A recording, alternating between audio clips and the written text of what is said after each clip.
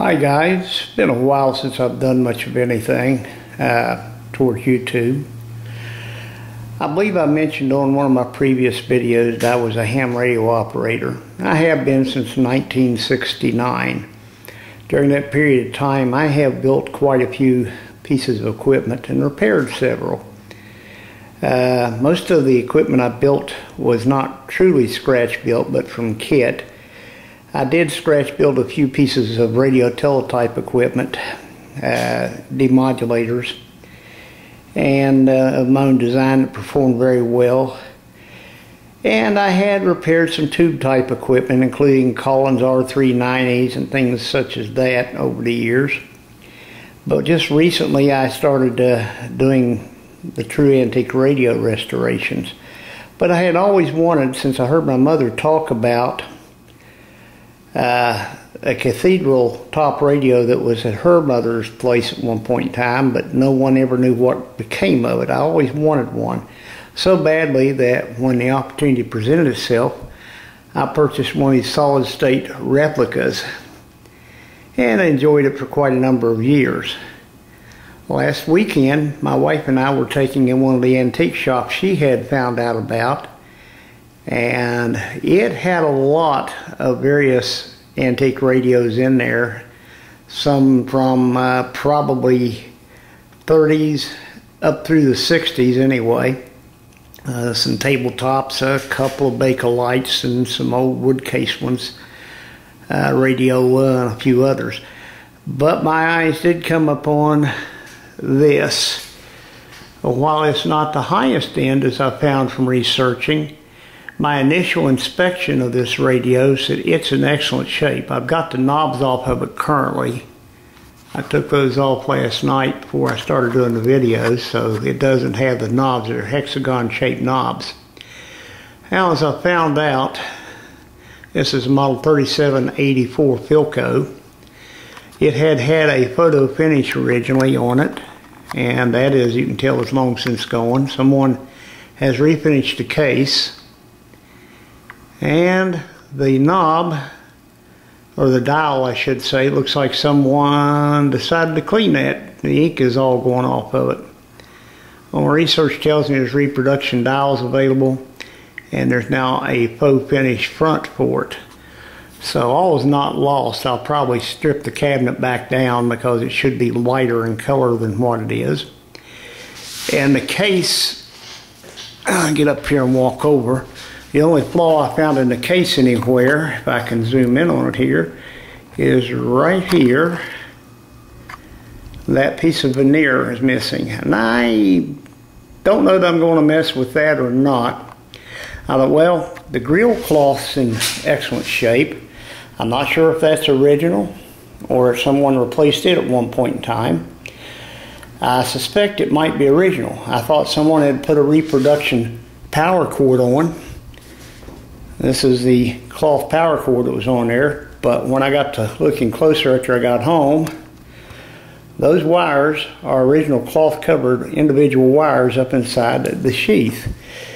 And with the exception of this, let me get it in the picture there, that little bit of wear and one right where it goes through the chassis, that is in excellent shape. I will replace it with reproduction just for safety's sake. But, let me lay this over here. That speaker cone looks to be immaculate as well. Looking the chassis over, you can see that other piece of wear on the cord.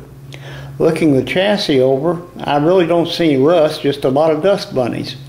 Haven't yet taken it out, but I will do so, investigate it, and at least temporarily bypass the electrolytic. I'll restuff that and check the tubes and make sure those are good, and check all the transformers and coils, make sure they're not open.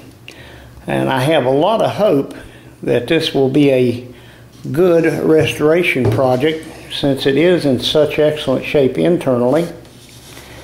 And the case is in such fine shape. It looks to me like that this radio has been kept in someone's home even after it was taken out of service. So it's not been stored,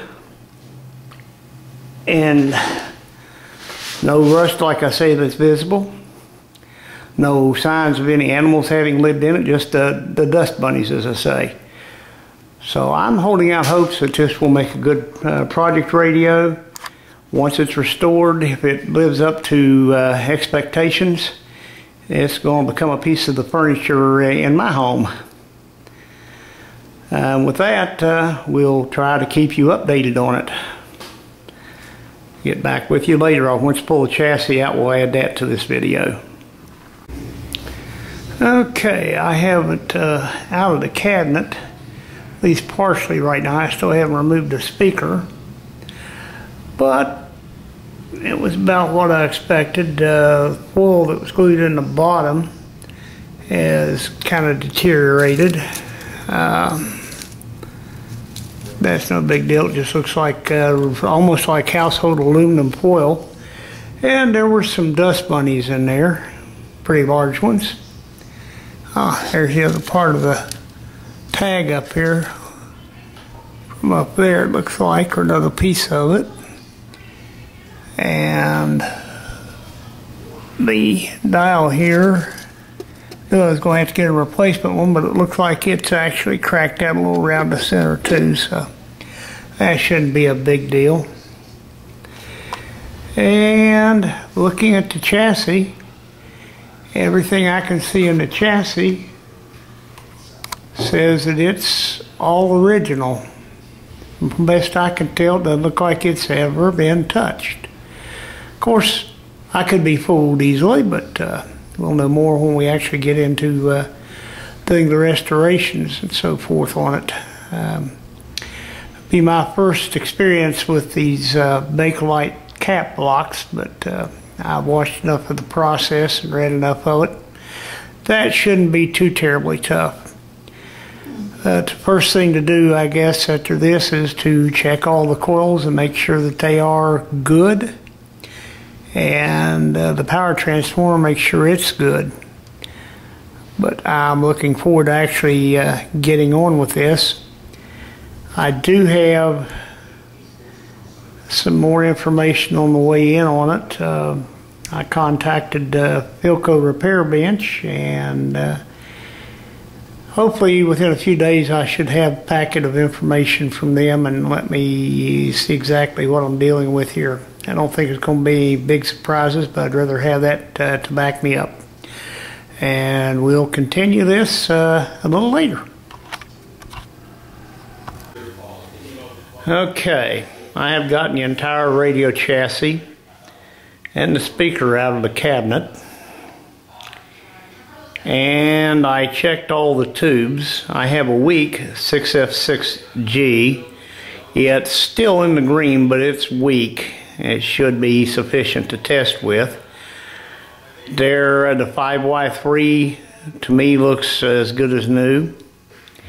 And there are two 6J7G tubes used in the front end, the RF oscillator, and I think it's the detector following the IF can. And it's in a shield. It's the only tube that is shielded. Now, once I got it out, it was also the only original, or I guess original, Philco tube in the set. And that thing checks like brand new.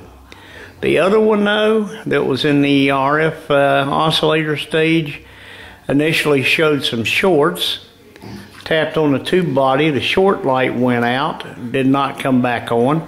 However, it shows grid emissions, so need to get another tube or two just to play it safe. That's the least of my worries. I started doing continuity checks. The transformer, without doing a voltage check, looks to be about right. Equally balanced each side of center tap. 5 and 6.3 volt windings look about right in resistance. The RF coil, which I'm zooming in on there now, the oscillator coil, and the IF all appear to check good as far as I can check them. However, when I checked the field coil and speaker, I was getting continuity on the output transformer, but not on the field coil. So I pulled the speaker out of the cabinet, that's why I do have it out, and checked directly on the tie points, which are these two for the field coil, and it indeed shows open. Everything else checks about what it really should as far as resistances. And so the next step will probably be to bypass this speaker temporarily anyway.